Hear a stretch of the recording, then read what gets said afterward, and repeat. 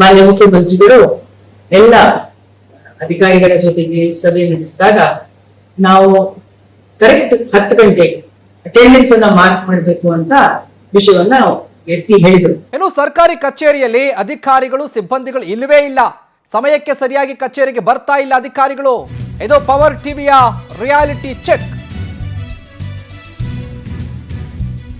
10 ಗಂಟೆಗೆ ಬರಲೇಬೇಕು ಅಂತ ಮುಖ್ಯಮಂತ್ರಿಗಳು ಆದೇಶ ಹೊರಡಿಸಿದ್ರು, ಹೇಳಿದ್ರು ಸರ್ಕಾರಿ ಅಧಿಕಾರಿಗಳು ಸರಿಯಾದ ಸಮಯಕ್ಕೆ ಬರಬೇಕು ಅಂತ. ಸಿಎಂ ಡಿಕೆ ಶಿವಕುಮಾರ್ ಆದೇಶ ಹೊರಡಿಸಿದ್ರು ಕೂಡ ಕೇರ್ಲೆಸ್.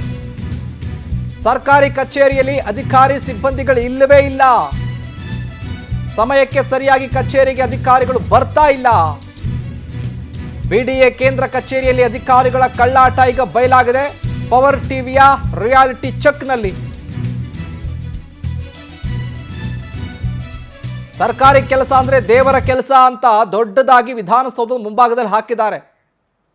ಆದರೆ ಅಧಿಕಾರಿಗಳು ಮಾಡೋದೇನು? ಇದೇ ವಿಚಾರಕ್ಕೆ ಸಂಬಂಧಪಟ್ಟ ಹಾಗೆ ಏನು ಮಾತನಾಡಿದ್ದಾರೆ ನಮ್ಮ ಪ್ರತಿನಿಧಿ. ಈಗಾಗಲೇ ಕೂಡ ಎಲ್ಲ ಕಚೇರಿಗೂ ಹೋಗಿ ವಿಸಿಟ್ ಮಾಡಿ ನೋಡ್ಕೊಂಡು ಬಂದಿದ್ದಾರೆ. ಇನ್ನು ಡಾಕ್ಟರ್ ಶಾಲಿನಿ ರಜನೀಶ್ ಕೂಡ ಮಾತನಾಡಿದ್ದಾರೆ. ಏನು ಮಾತನಾಡಿದ್ರು ಕೇಳಿಸ್ಕೊಳ್ಳಿ.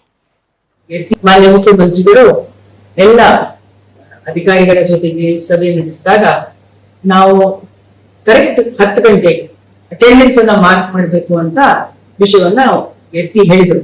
ಅದರಿಂದ ನಾನು ಕೂಡ ನಮ್ಮ ಕರ್ತವ್ಯ ಸಾಫ್ಟ್ವೇರ್, ನಮ್ಮ ಈ ಆಡಳಿತ ಇಲಾಖೆ ವತಿಯಿಂದ ಇನ್ ಹೌಸ್ ಆಗಿ ತಯಾರಿಸಿದ ಸಾಫ್ಟ್ವೇರ್ ಅಲ್ಲಿ ಸ್ವತಃ ಮೊಬೈಲ್ ನಲ್ಲಿ ಡೌನ್ಲೋಡ್ ಮಾಡಿ ನನ್ನ ಅಟೆಂಡೆನ್ಸ್ ಅನ್ನ ಮಾರ್ಕ್ ಮಾಡಿದ್ದೀನಿ. ಇದು ಒಂದು ಫ್ರಾಕ್ಷನ್ ಆಫ್ ಅ ಮಿನಿಟ್ ಕೆಲಸ, ತುಂಬಾ ಈಸಿ ಆಗಿರುವಂತದ್ದು. ತಾವೆಲ್ಲರೂ ಈ ಕರ್ತವ್ಯ ಆಪ್ ಅನ್ನ ಡೌನ್ಲೋಡ್ ಮಾಡಿ ಪ್ರತಿದಿನ ತಪ್ಪದೆ 10 ಗಂಟೆಗೆ ತಮ್ಮ ಅಟೆಂಡೆನ್ಸ್ ಅನ್ನ ಮಾಡಿ, ಹೋಗುವಾಗ ತಮ್ಮ ಚೆಕ್ಔಟ್ ಅನ್ನ ಮಾಡಿ. ಮಾನ್ಯ ಮುಖ್ಯಮಂತ್ರಿಗಳು ಎಲ್ಲ ನೂತನ ಮುಖ್ಯಮಂತ್ರಿ ಪದಗ್ರಹಣ ಆದ ಕೂಡಲೇ ನೂತನ ಮುಖ್ಯಮಂತ್ರಿಗಳು ಈಗ ಸರ್ಕಾರಿ ಅಧಿಕಾರಿಗಳಿಗೆ ಸಮಯ ಪಾಲನೆಯ ಪಾಠವನ್ನ ಮಾಡಿದ್ದಾರೆ.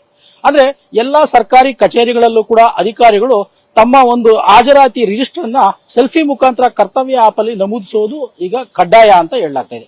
ಈ ವಿಚಾರವಾಗಿ ನಿನ್ನೆ ಕೂಡ ಸರ್ಕಾರದ ಮುಖ್ಯ ಕಾರ್ಯದರ್ಶಿಗಳಾದಂತಹ ಶಾಲಿನಿ ರಜನೀಶ್ ಅವರು ಕೂಡ ತಮ್ಮ ಮೊಬೈಲ್ ನಲ್ಲಿ ಸೆಲ್ಫಿ ತಗೊಂಡು ಕರ್ತವ್ಯ ಆಪ್ ಅಲ್ಲಿ ತಮ್ಮ ರಿಜಿಸ್ಟ್ರೇಷನ್ ಅನ್ನು ಕೂಡ ಮಾಡ್ಕೋತಾರೆ.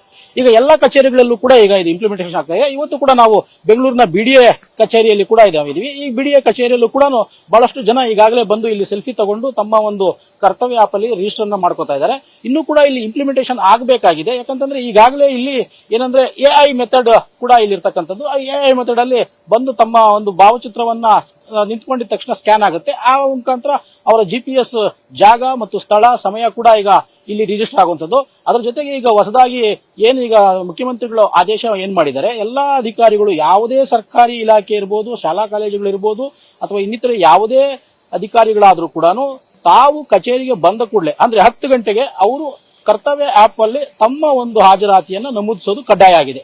ಒಟ್ಟಾರೆಯಾಗಿ ಏನ್ ಹೇಳ್ಬೋದು ಅಂತಂದ್ರೆ ಈಗ ಎಲ್ಲಾ ಒಂದು ಅಧಿಕಾರಿಗಳು ಏನಿದ್ರು ಅವರು ಈಗ ತಮ್ಮ ಒಂದು ಏನು ಆ ವಿಳಂಬ ರೀತಿಯನ್ನ ಪಕ್ಕಕ್ಕಿಟ್ಟು ಕೆಲಸ ಮಾಡಲೇಬೇಕಾಗಿದೆ. ಕಾರಣ ಏನಂತಂದ್ರೆ ಆ ಒಂದು ಸೆಲ್ಫಿ ತಗೊಂಡು ಏನು ಕರ್ತವ್ಯ ಆಪ್ ಅಲ್ಲಿ ರಿಜಿಸ್ಟರ್ ಮಾಡ್ತಾರೆ, ಆ ರಿಜಿಸ್ಟರ್ ಮಾಡಿದಾಗ ಅವರು ಯಾವ ಟೈಮ್ಗೆ ಸರ್ಕಾರಿ ಕಚೇರಿಗೆ ಬಂದಿದ್ದಾರೆ ಮತ್ತು ಯಾವ ಟೈಮ್ಗೆ ಅಲ್ಲಿಂದ ಹೊರಡ್ತಾರೆ ಅನ್ನೋದು ಕೂಡ ಆಗ ರಿಜಿಸ್ಟರ್ ಆಗುತ್ತೆ. ಒಟ್ಟಾರೆಯಾಗಿ ಸರ್ಕಾರಿ ಅಧಿಕಾರಿಗಳು ಇನ್ನ ವಿಳಂಬ ಮಾಡುವಂತಿಲ್ಲ, ತಮ್ಮ ಕರ್ತವ್ಯ ಲೋಪವನ್ನು ಕೂಡ ಮಾಡಂತಿಲ್ಲ. ಆ ಕಚೇರಿಗೆ ಬಂದ ಕೂಡಲೇ ಕರ್ತವ್ಯ ಆಪ್ ಅಲ್ಲಿ ನಮೂದಿಸೋದು ಕಡ್ಡಾಯ ಮಾಡಿರ್ತಕ್ಕಂಥದ್ದು ಇದೊಂದು ರೀತಿಯಲ್ಲಿ ಒಳ್ಳೆಯ ವಿಚಾರ ಅಂತ ಕೂಡ ಹೇಳ್ಬಹುದು.